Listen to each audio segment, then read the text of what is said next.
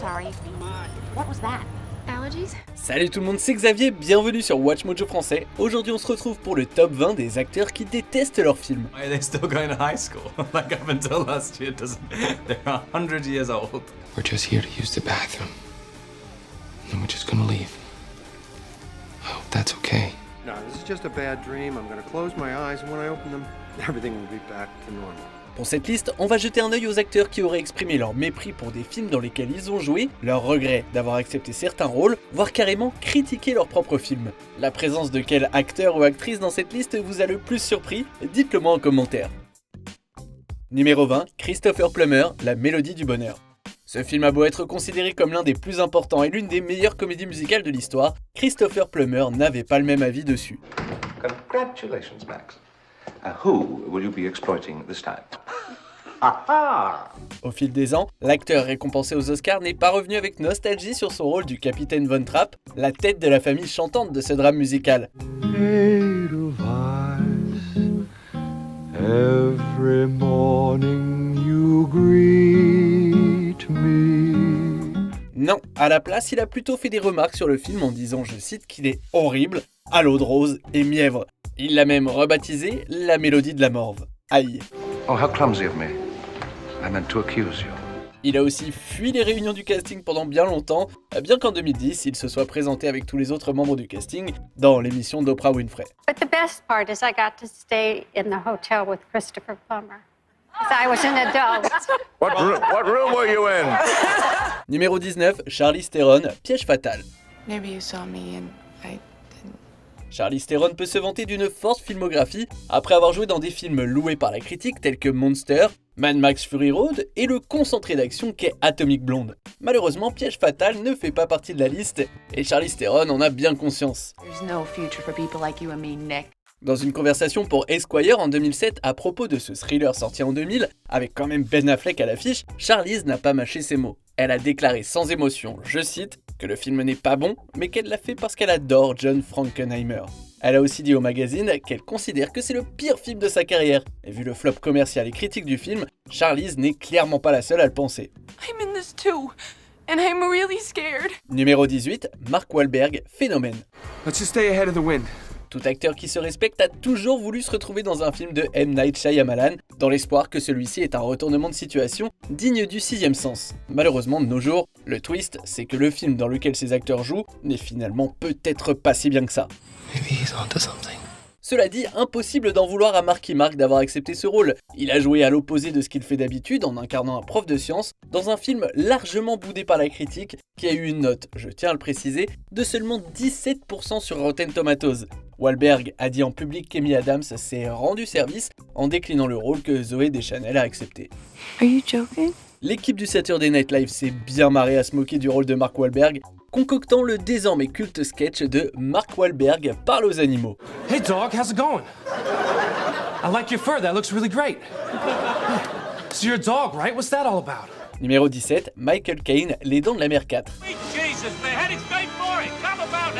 Un comédien de plus et encore des regrets non dissimulés sur un rôle dans un film de genre. Et Sir Michael Caine a toutes les raisons du monde d'avoir des regrets concernant son implication dans le 4e opus des Dents de la Mer, qui était bien loin d'être un film Star Wars.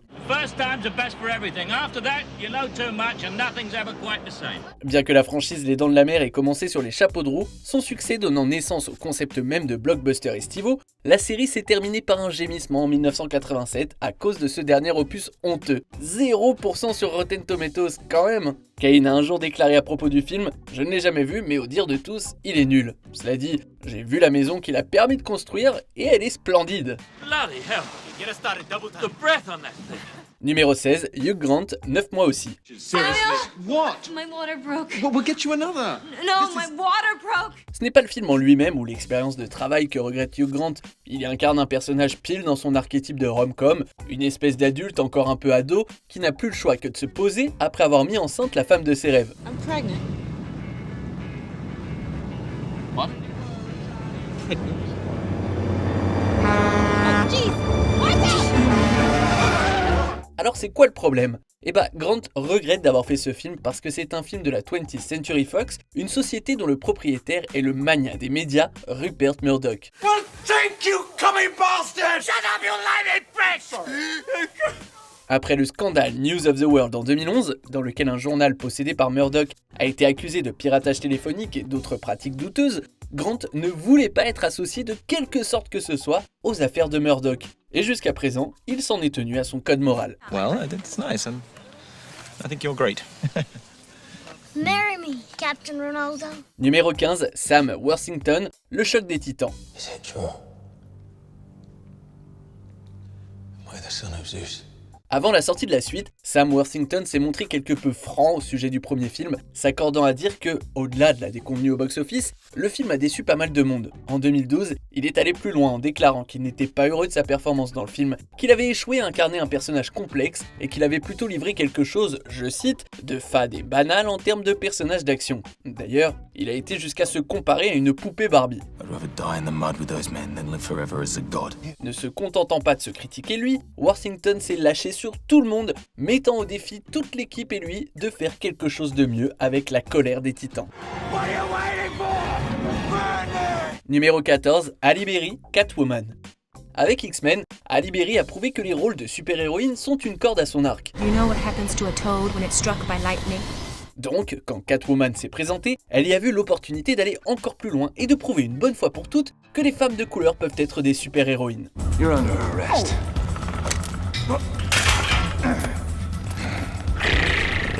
Sauf que, comme elle l'a dit à Variety en 2020, il y avait des signaux d'alarme assez rapidement. Déjà, je cite, « Pourquoi Catwoman ne peut pas sauver le monde comme le font Batman et Superman ? Pourquoi elle se contente de sauver les femmes d'une crème pour le visage qui leur laisse d'horribles cicatrices ?» How does she know all this?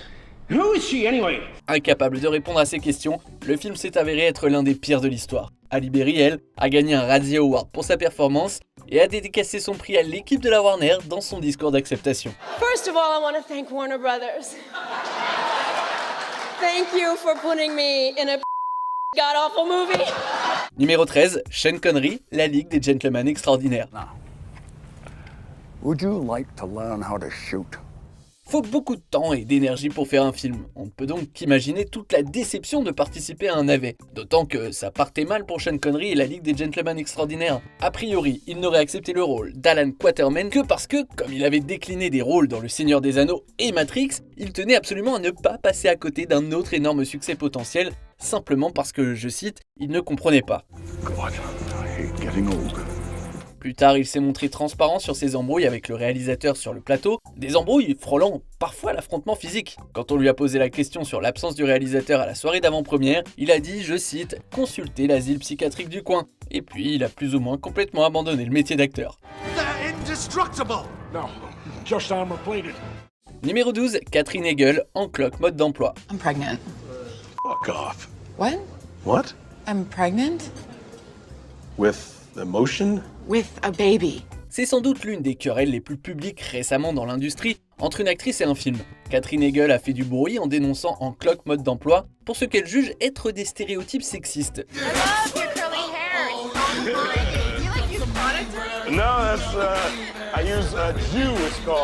Elle a continué en disant que son personnage est dépeint, je cite, comme une garce et que les femmes dans le film sont des mégères, sans humour et coincées.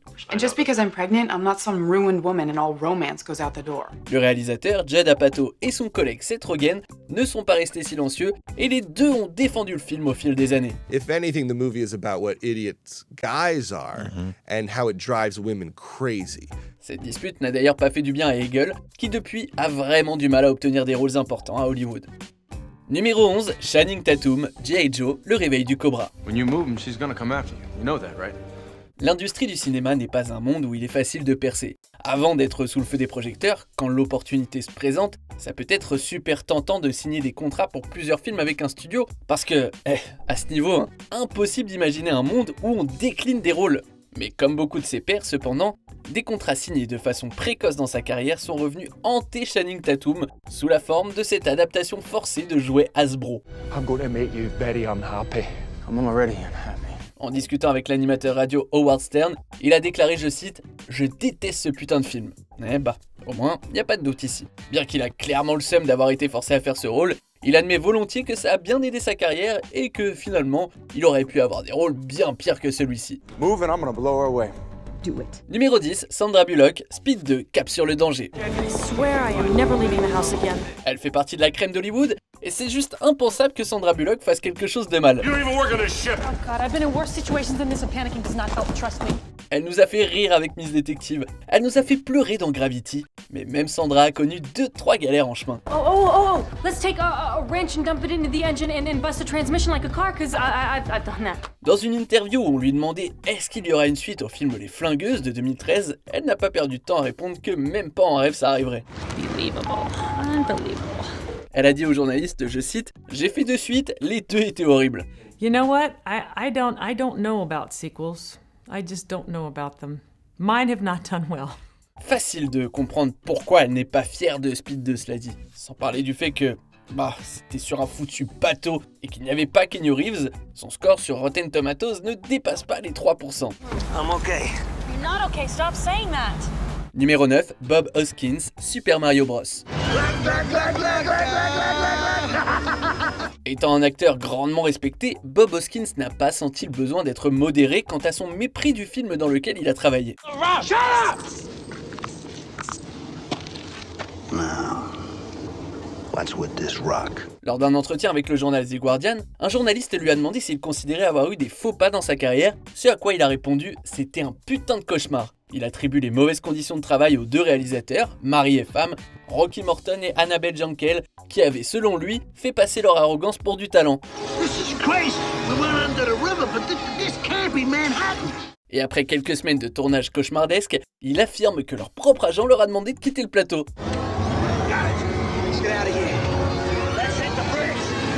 Hoskins aurait réussi à supporter le tournage en se mettant des énormes caisses avec son collègue John Leguizamo. Franchement, c'est chaud. Le film a fini par s'octroyer une sale note de 15% sur Rotten Tomatoes et a été largement descendu par les critiques. Alors, comment le juger? Strap your belt on, kid. We're going in. Numéro 8, George Clooney, Batman et Robin. This is why Superman works alone. George Clooney fait peut-être partie de l'élite d'Hollywood. Il y a quand même une ombre à son tableau, son interprétation de Batman. Yes, it's my rules. My rules that keep us alive, and if you want to stay in this house and on this team, you will abide by them. This is no partnership. Incarner un super-héros est plus ou moins ce qui peut arriver de mieux dans la carrière d'un acteur. Et d'ailleurs, Clooney a bel et bien profité de la renommée du rôle. Mais ça s'arrête là. Nice catch. Break it, you buy it. Au fil des années, il n'a pas hésité à moquer son travail en tant que justicier masqué, disant même que selon lui, je cite, ils ont sans doute tué la franchise. I have to say that I actually thought I destroyed the franchise until they brought it back. Somebody else brought it back years later and changed it. But, I thought at the time this was going to be a very good career move. It wasn't. Heureusement pour nous, ça n'a pas été le cas, même s'il aura fallu attendre 2005 pour un retour avec succès, quand Christopher Nolan a rebooté la franchise.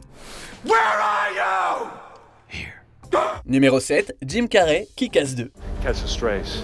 Oh, and try to have fun. Otherwise, what's the point? Parfois, l'actualité peut impacter la façon qu'un artiste a de ressentir son travail, et ce fut le cas pour Jim Carrey vis-à-vis de ce film. Nice party.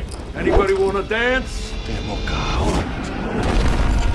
Alors qu'il aurait dû faire la tournée promo pour le film, Carrey a expliqué dans un tweet « J'ai fait Kick-Ass 2 un mois avant la fusillade de Sandy Hook, et maintenant, je ne peux décemment pas soutenir un tel niveau de violence. » Il a continué en disant qu'il n'avait pas honte du film ni de son travail dedans, absolument pas, mais ce qu'il s'est passé à l'école de Sandy Hook, où il y a eu 28 victimes, l'a poussé à repenser son portrait d'une telle violence au grand écran. You shouldn't talk with your mouth full.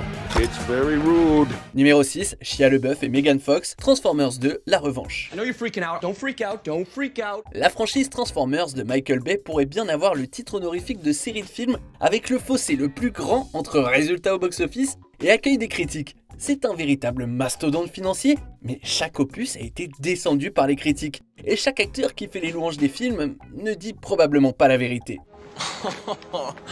Wow.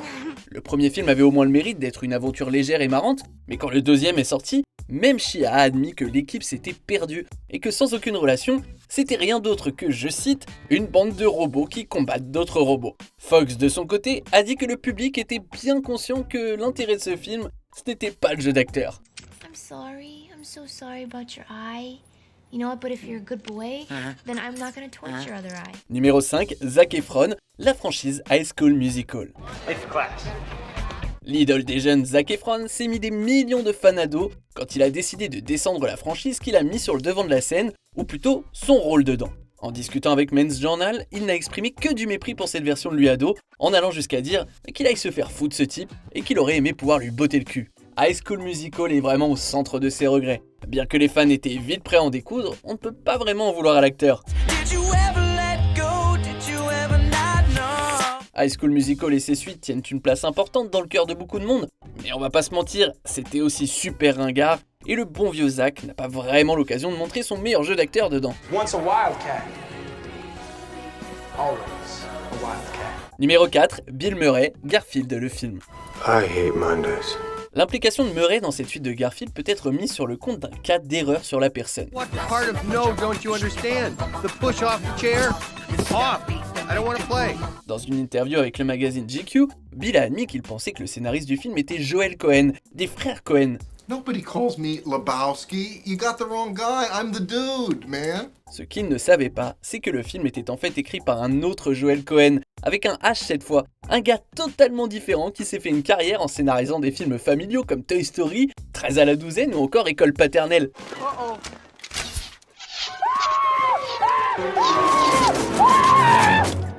Alors il ne s'est pas retiré du film après s'être rendu compte de son erreur, non. Il a douloureusement enregistré ses répliques en véritable pro. Mouse! No thanks, I'm full.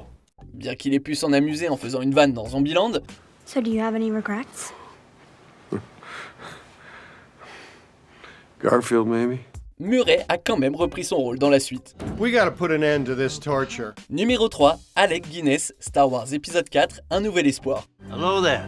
Pour être honnête, malgré le mépris de Sir Alec Guinness pour Star Wars, son désamour du space opéra a pris des proportions trop grandes, et c'est pour ça que c'est sur la liste mais pas à une place plus haute que ça. À propos du film, ce qu'il a dit c'est A sort of wonderful freshness about it, a kind of like a wonderful fresh air. Avec le temps par contre, et la popularité grandissante, il a commencé à être un peu plus amer envers le film qui, malgré une immense carrière, a fait beaucoup d'ombre à ses autres rôles. Des années plus tard, pour utiliser ses propres mots, il se fanait intérieurement à chaque fois qu'on mentionnait le film. Des lettres écrites pendant le tournage ont aussi fait surface, dans lesquelles il qualifie l'œuvre de conneries de contes de fées. You must learn the ways of the Force if you're to come with me to Alderaan. Numéro 2, Ryan Reynolds, Green Lantern. Oh, I'm sorry, did I disappoint you? Si tu n'y arrives pas du premier coup, essaye et essaye encore. Un mantra que Ryan Reynolds semble appliquer à la lettre. Il lui aura fallu plusieurs adaptations de comics mal vues des critiques avant que Reynolds ne mette dans le mille grâce à Deadpool. Oh! Oh, hello! Il y a d'abord eu Blade Trinity, qui malgré les critiques aurait aidé sa carrière selon Reynolds. Puis il y a eu cette espèce de proto-Deadpool douloureux à regarder dans X-Men Origins Wolverine, qu'il décrit comme une expérience frustrante et vouée à l'échec dès le début. C'est Green Lantern qui a pris le plus cher évidemment, la star du film ne lui donnant que 3 ou 4 sur 10.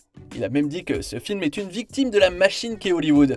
Heureusement, ce charmant acteur sait la jouer fair play vis-à-vis de ses erreurs passées.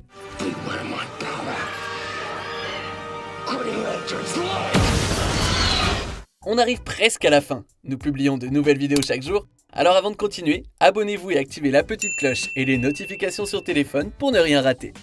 Numéro 1, Robert Pattinson, la franchise Twilight. You better hold on tight, Spider-Monkey. Vous ne l'avez peut-être pas remarqué avec sa performance dans la franchise, mais Robert Pattinson est un acteur très talentueux. Pour s'en rendre compte, il vaut mieux regarder The Lost City of Z, Good Time ou encore The Lighthouse, qui sont de bien meilleurs exemples de ce qu'il sait faire. Malheureusement, son talent, il est aux abonnés absents dans cette histoire pour ados, mettant en scène des vampires, des loups-garous et de l'amour. Un sacré cocktail que l'acteur principal n'a pas hésité à détester quand il le pouvait. Can't trust vampires. Trust me. Pattinson a vomi sur la franchise à tellement de reprises que c'est compliqué de faire la liste. Il a fait des blagues, comme quoi il voulait retrouver sa dignité, a admis détester le scénario et a beaucoup parlé des problèmes de son personnage, Edward, mais aussi de l'intrigue en général. Que pensez-vous de notre sélection ? Dites-le moi dans les commentaires et checkez cette autre super vidéo de WatchMojo français.